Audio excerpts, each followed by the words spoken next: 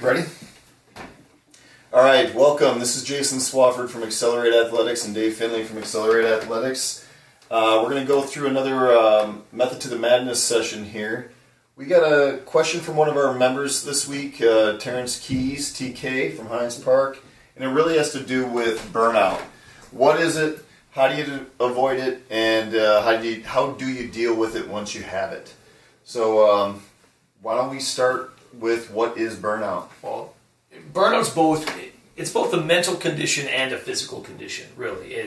And figuring out which one was first is not necessarily important, but when you are mentally stressed and you try to apply that to your training, sometimes it's not going to go so well, right? And then when you perform poorly as a result, it's going to add mental stress onto you, right? So what you got to be thinking of all the time is, what am I doing to recover properly, and what does my programming look like so that it is ensuring success? So these are the two things that are really going to be most important about fixing burnout.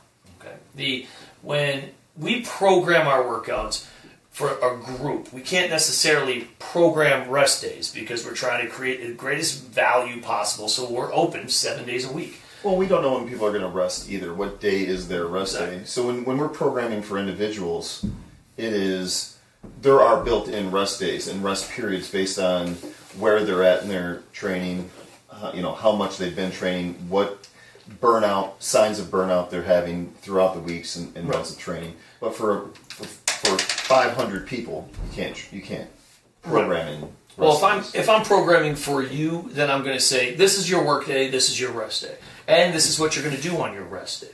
Not only that, I've got you for an hour a day, maybe I've got you for 2 hours a day. I'm also going to program for you, what are you going to do the other 22, 23 hours a day? I'm going to tell you I need you to sleep 9 hours a night, which is not easy to get done, especially with the way things are now.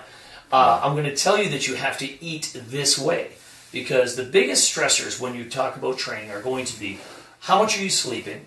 How much are you eating, or what are you eating? Are you eating properly? Are you getting enough protein? Are you getting the right amino acid profile? Are you getting the fish oil? Are you getting the enough water in your diet? These are all super important when you're training as hard as we train. So if you're not eating for performance, if you're not eating for recovery, you're not going to recover properly. Right. If you're not spending time on mobility drills, how often do you have a lacrosse ball underneath your shoulder? How long do you have a lacrosse ball underneath your butt? What are you doing to stretch? How much? How often? So if you're not spending time on mobility drills, on a good diet, on sleeping properly, and on top of that, then you have to say, what does my program look like? What is the total volume of my workout? How many repetitions am I getting of the same movements? Can I do pull-ups today, pull-ups tomorrow, and then a WOD with pull-ups the next day? I don't know if it's going to work, right? In fact, it won't work. We try to space our training out, even when I'm programming for hundreds of people, so that you're not getting too much of the same thing back to back. Even though I don't know what day you're going to take off. I'm not sure what day you're going to take off, but I assume if people are going to come 2 days in a row, 3 days in a row, and it happens all the time, that they're not going to get dips on one day, followed by bench press the next day, followed by dips again on the third day. We try our best to avoid that. So. Yeah, so we have people that come in the gym and Rondell will do a workout 3 times in a day. Right. And I think, and he can handle it, but there's going to be days where he needs to recover. And I think that a lot of people are not taking into consideration how important recovery is, what you were just describing. What's happening with Rondell is, or with anybody that does this, during the game season, this happens all the time. Oh, wow, I got a whole week to get this WOD done. I'm going to do it and do it and do it and do it. And we try, and I do. 19 times in a week, yeah. The day the workout comes out, we always ask a few people, I want you to do the workout so we can learn from it. Okay? Yeah. The day it comes out. And then they've got 4 or 5 days to recover from it, work on some of the skills that'll make them better, and then they're going to actually do it for performance. But I ask those people to do it. I'll get people to work on the skills, and then we're going to put it together in a WOD. But when you see people doing the same workout over, and here's the problem, sometimes they get better. But they're not getting better because physically they're improving. They're getting better because they're gaming it. Yeah, they're gaming it. They know what to expect. They're more intelligent about the way they're doing the workout.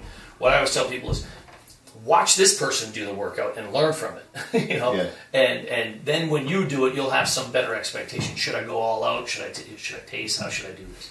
But if you're putting a program together for yourself even, it's really important to be setting goals. And this is the real problem. TK is a good athlete. And we usually don't have this problem of burnout with our newer athletes. It's always our more advanced athletes. And here's one of the reasons why. The better your performance gets, the smaller your improvements get, right? If you've got a 400-pound box squat, you're not going to all of a sudden hit 430 the next time you do max. Right. You might get 405. You might get 395 and think, oh my God, all the time and all the effort that I've spent and I've gotten weaker. Right. How did this happen? Well, it's because you're already at a very, good load. Yeah. Right? So you're not always going to PR. It doesn't work that way. So we expect that you do. We expect that you go up in small intervals. And if you are managing your expectations when it comes to training, and you say, I am going to get this much better, then I think you're going to find that you can consistently maintain that for, until you become a really solid athlete. But you're not going to PR your Fran time every time you do Fran. Not if it's 2.5 minutes. It just doesn't work that way. So if you set appropriate, let's just define training as the combination of work and rest and recovery, however you want to look at it. Rest and recovery being the same thing. If you spend as much time and energy looking at your goals around your recovery and measuring your recovery as you do in measuring your PRs and measuring your workouts, the work you're doing, you might find that you're eliminating a lot of those stressors that are causing you to either plateau or to get mentally fatigued. I ask people to do this. You need to care about your 10 rep max every bit as much as your 1 rep max, every bit as much as your 5 rep max. And the reason for that is this is CrossFit. Okay? If you're a power lifter, you only care about the 1 rep max. If you're an Olympic lifter, you only care about the 1 rep max. You're a CrossFitter. You have to know your 5s, your 10s, your 20s. You have to know these things. Because we could be asked to do any one of these things in competition, right? So here's the other things you got to really know. Are you tracking how much sleep you're getting? Are you tracking how much, what your diet actually looks like? Are you really filling that out as well as you're putting in your performance? Hey, my Fran time was this. Great. What was your sleep time this week? How many total hours of sleep did you get? How many hours? How dehydrated are you before a workout? How much water did you get every day? Yeah. How much? How much time did you spend mobilizing? How much time did you spend stretching? If you know these things, then everything gets easier. And when you're talking about training, our goal is this: we have to create stimulus in order. That's what programming is all about. We have to put together the right stimulus in order to get you the adaptation that you're looking for. Okay. Now, that stimulus is going to be sleep is a stimulus. Yeah. It is. You got to think about it in these terms. So start programming for yourself. If you want to avoid overtraining, make sure that you are taking care of your stressors. Are you sleeping well enough? Are you getting enough rest time away from the gym? Are you eating properly? Are you recovering in a way, stretching, mobility, those kinds of things that are going to be effective? On top of that, are you setting your goals correctly? Are they manageable? Are they attainable? Are they realistic?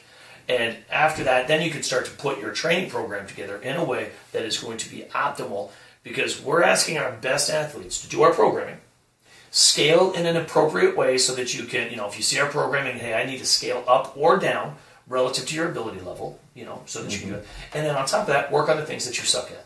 Yep. If one of the things you suck at is I don't sleep enough, I don't eat well, I don't hydrate properly, I don't relax enough, I don't get away from, the drugs, the booze, whatever it happens to be, then if you're not doing those things, it is going to have a negative impact on your training, and you can get mentally and physically burnt out as a result. Cool.